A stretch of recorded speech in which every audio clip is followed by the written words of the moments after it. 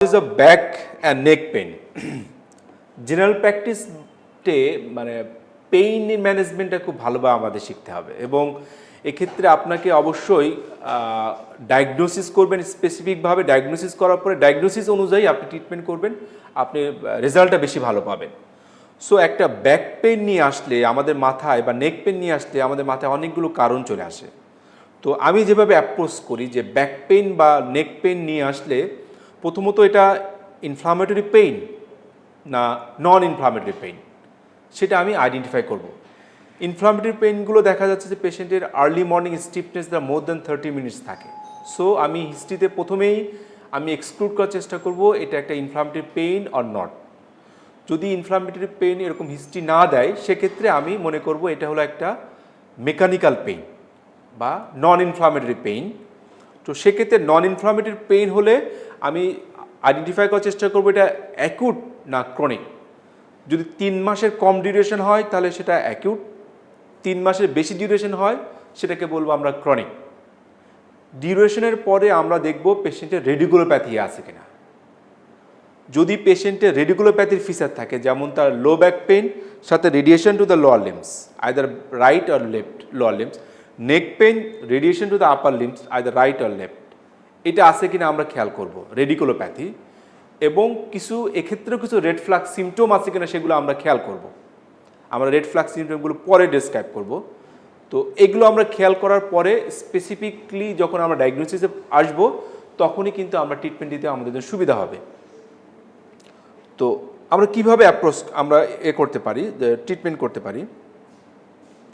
আমরা acute low back pain বা chronic low back পেইনে কিছু রেড ফ্ল্যাগ সাইন আমরা প্রথমে জানবো এবং পেশেন্ট প্রথম যদি আমাদের কাছে আসে প্রথমত আমরা ইনফ্লামেটরি নন ইনফ্লামেটরি ভাগ করার পরে এই রেড ফ্ল্যাগ সাইনগুলো আছে কিনা সেটা আমরা দেখব হিস্ট্রি থেকে এবং এক্সামিনেশন থেকে।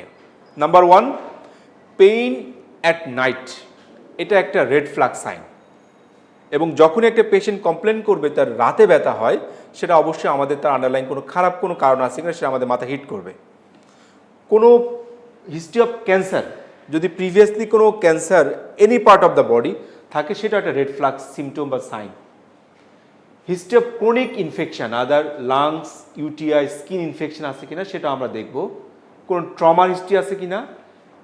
Incontinence, it's a important features of Korda equina syndrome. So এই ধরনের ফিচার নিয়ে আসলে অবশ্যই পেশেন্টকে আমরা প্রম্পটলি ইনভেস্টিগেশন করব এবং সে অনুযায়ী চিকিৎসা করব। বয়স যদি 70-র বেশি হয় সেটাও একটা red flag symptom. IV drug abuse যদি কেউ করে including glucocorticoid use, long time যদি গ্লুকোকর্টিকয়েডকে ইউজ করে সেটাও একটা red flag sign in case of low back pain. এবং যদি পেশেন্টের rapidly progressive neurological deficit develop করে সেটাও একটা রেড ফ্ল্যাগ সাইন। এক্সামিনেশনে পেশেন্টের যদি আমরা আনএক্সপ্লেইনড ফিভার পাই তাহলে সেক্ষেত্রে আমরা পটস বা কোনো ম্যালিগনেন্সি সাসপেক্ট করতে পারি। আনএক্সপ্লেইনড ওয়েট লস যদি থাকে সেক্ষেত্রে পটস বা কোনো ম্যালিগনেন্সি। পারকাশন নোট যদি টেন্ডারনেস থাকে ওভার দ্য স্পাইন সেক্ষেত্রে আমাদের কোনো ম্যালিগনেন্সি আমরা সাসপেক্ট করতে পারি। অ্যাবডোমিনাল, রেক্টার অর পেলভিক কোনো মাস আছে কিনা সেটা আমরা খেয়াল করব। আর এসএলআর যদি পজিটিভ থাকে সেক্ষেত্রে একটা রেডিকুলোপ্যাথির ফিচার থাকে আমরা আশা করব। এবং ফোকাল কোনো নিউরোলজিক্যাল ডেফিসিট আছে কিনা সেটাও আমরা নিউরোলজিক্যাল এক্সামিনেশন খেয়াল করব। যদি এরকম ডেফিনিট তার কোনো সেন্সরি লস থাকে বা মাসেল লস্টিং থাকে সেক্ষেত্রে অবশ্যই পেশেন্টকে আমরা দ্রুত ইনভেস্টিগেশন করব এবং সেই অনুযায়ী চিকিৎসা করব। তো প্রথমে মানে লো ব্যাক পেন নিয়ে আসলে অবশ্যই আমরা এই রেড ফ্ল্যাগ সাইনগুলো দেখার চেষ্টা করব হিস্ট্রিতে এবং খুব শর্ট টাইমে। যদি আমি না পাই তাহলে সেক্ষেত্রে আমি বলছিলাম প্রথমে যে আমরা 4টা ক্যাটাগরিতে ভাগ করছিলাম যে acute low back pain without radiculopathy, acute low back pain with radiculopathy, chronic low back pain without radiculopathy, chronic low back pain with radiculopathy.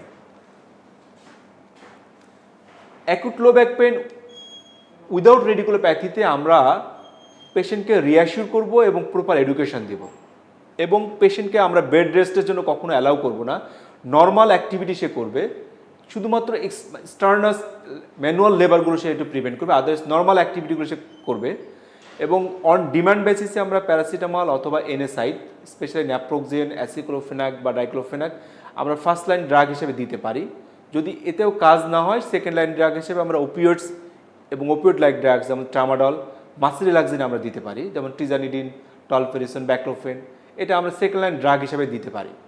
So এবং এই পেশেন্টগুলোকে যদি আমরা প্রপারলি কাউন্সেলিং করতে পারি এবং রিঅ্যাসিওর করতে পারি, মোস্ট অফ দ্য টাইম এই পেশেন্টগুলো কিন্তু অনেক ভালো রেসপন্স করে ট্রিটমেন্টের। আমরা এখানে একটা ট্রিটমেন্টের নমুনা দিয়েছি আর কি, আপনারা দেখবেন। Chronic low back pain with radiculopathy, এটার ম্যানেজমেন্ট মোরাললেস আগের মতোই, কিন্তু এখানে এক্সট্রা আমরা অ্যামিট্রিপটাইলিন অ্যাড করতে পারি। লো ব্যাক পেন, ক্রনিক পেইনে অ্যামিট্রিপটাইলিনের কিছু রোল আছে, সো আমরা এক্ষেত্রে অ্যামিট্রিপটাইলিন অ্যাড করতে পারি আর কি। আর acute low back pain with রেডিকুলোপ্যাথিতে আমরা মাঝে মাঝে কিছু ইন্টারভেনশনাল ট্রিটমেন্টও করতে পারি। যদি পেশেন্টের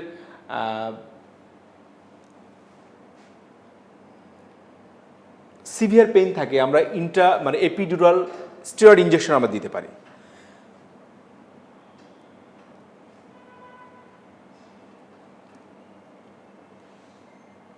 আর low back pain with radiculopathy যদি থাকে, সেক্ষেত্রে আমরা কিছু ক্ষেত্রে আমরা অবশ্যই পেশেন্টকে রেড ফ্ল্যাগ সিমটম বা সাইন দেখার পরে আমরা দেখব পেশেন্ট যদি তার কোনো রেডিকুলোপ্যাথি ফিচারের সাথে কিছু এক্সট্রা কোনো ফিচার থাকে, যেমন progressive motor weakness due to nerve root injury demonstrated on clinical examination আর ইএমজি, তাহলে সেক্ষেত্রে আমাদেরকে পেশেন্টকে আর্জেন্ট সার্জারির জন্য পাঠাবো।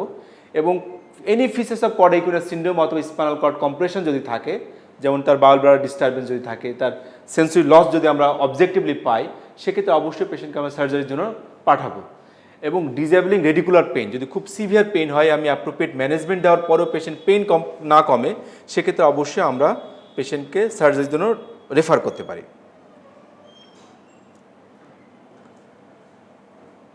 নাও সিজার ডিসঅর্ডার, আমি মনে করি একজন জেনারেল ফিজিশিয়ান হিসাবে সবারই এপিলেপসি ম্যানেজমেন্ট অবশ্যই করতে হবে, কারণ একটা সিজার যখন হয় তখন millions of neurons are damaged. So একটা এপিলেপসি পেশেন্ট যদি আপনার কাছে আসে, অবশ্যই আপনাকে প্রাইমারিলি তাকে ম্যানেজ করতে হবে, তারপরে আপনি নিউরোলজিস্টের কাছে তাকে রেফার করতে পারেন, কিন্তু প্রাইমারি ম্যানেজমেন্ট অবশ্যই আপনাকে করতে হবে। তো এপিলেপসিকে আমরা প্রথমত তার ম্যানেজমেন্ট পারপাসের জন্য এটাকে আমরা ভাগ করি কিছু, কারণ ম্যানেজমেন্ট কিন্তু ডিফারেন্ট। এটাকে আমরা ভাগ করতে পারি এভাবে: কিছু জেনারেলাইজ সিজার, কিছু ফোকাল সিজার, আর কিছু আননোন। তো জেনারেল সিজারগুলো কিছু আমরা কমন টাইপ যেটা আমরা পাই, জেনারেলাইজ টনিক ক্লনিক সিজার এবং অ্যাবসেন্স সিজার, এটা আমরা সাধারণত বাচ্চাদের পাই।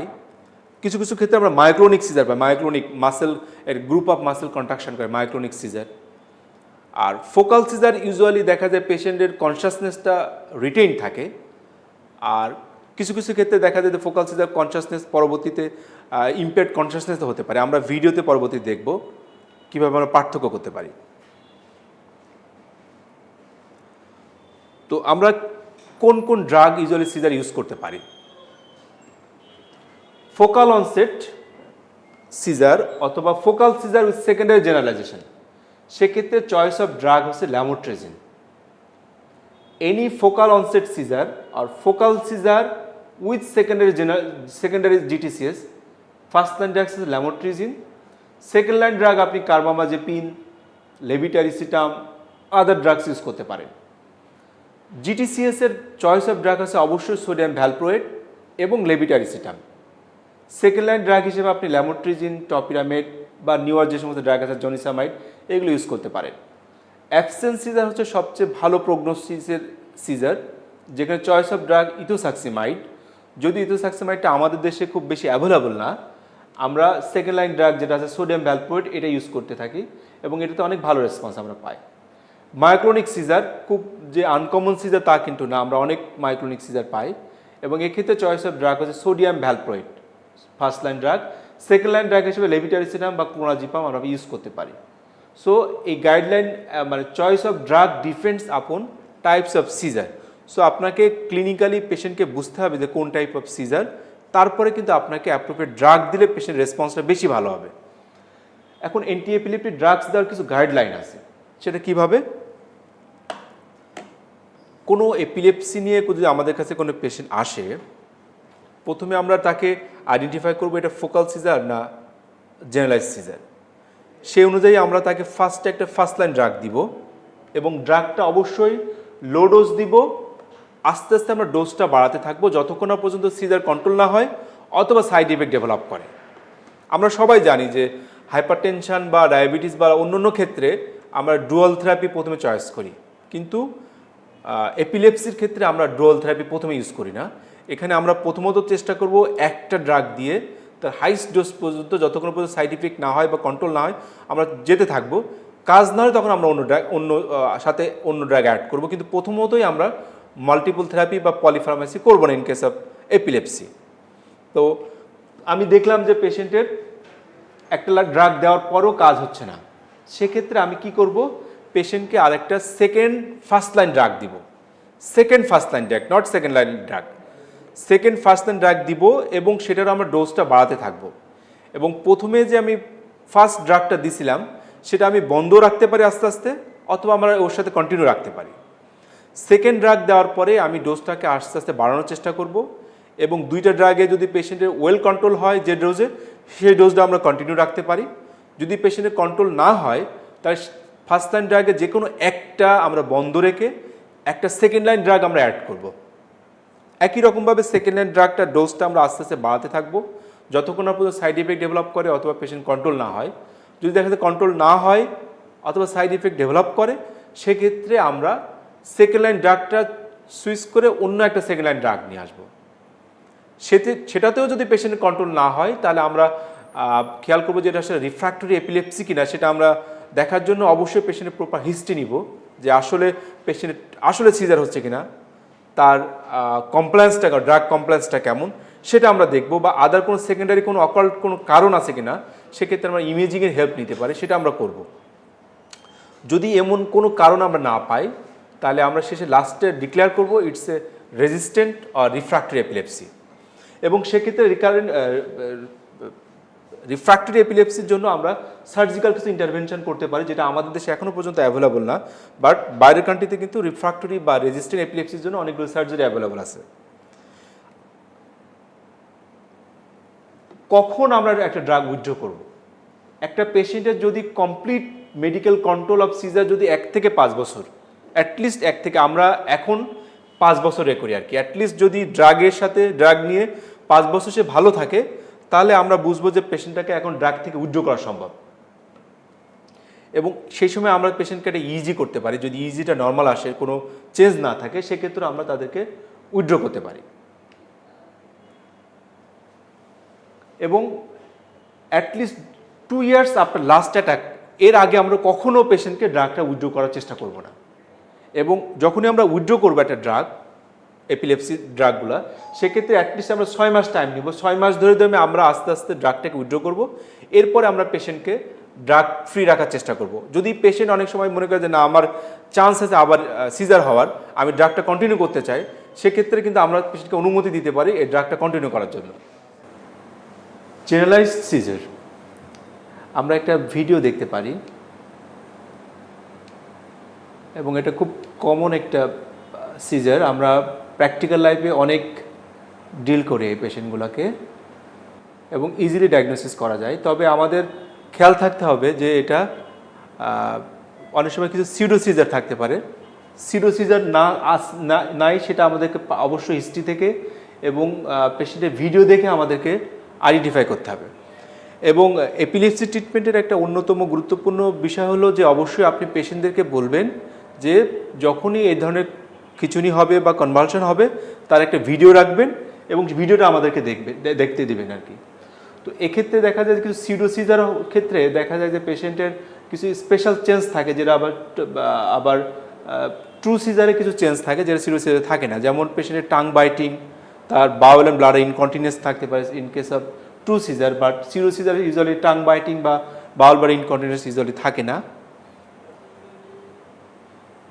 আর সিউডোসিজারের ডিউরেশনটা সাধারণত অনেক বেশি থাকে এবং পেলভিক থ্রাস্টিং থাকে, বাট ট্রু সিজারে কিন্তু ডিউরেশনটা অত বেশি থাকে না যদি স্ট্যাটাস না হয়, এবং পেলভিক থ্রাস্টিংও থাকে না। তো জেনারেলাইজ সিজারের চয়েস অফ ট্রিটমেন্ট হচ্ছে ভ্যালপ্রোইক অ্যাসিড। এটা ভ্যালেক্স নামে পাওয়া যায় বা অনেক অন্যান্য কোম্পানির নামে পাওয়া যায়। ভ্যালেক্স সিয়া 200 মিলিগ্রাম 12 আওয়ারে আমরা স্টার্ট করব এবং গ্র্যাজুয়ালি আমরা ডোজটাকে ইনক্রিজ করব যতক্ষণ না পর্যন্ত কনভালশন কন্ট্রোল না হয়। ফোকাল সিজার, এটাও খুব কমন টাইপ সিজার এবং দেখা যায় যে আমরা অনেক সময় এই সিজারগুলো মিস করি। ফোকাল সিজার বিভিন্ন রকমের হতে পারে, কিছু আছে মোটর টাইপ সিজার হতে পারে, কিছু সেন্সরি টাইপ সিজার হতে পারে।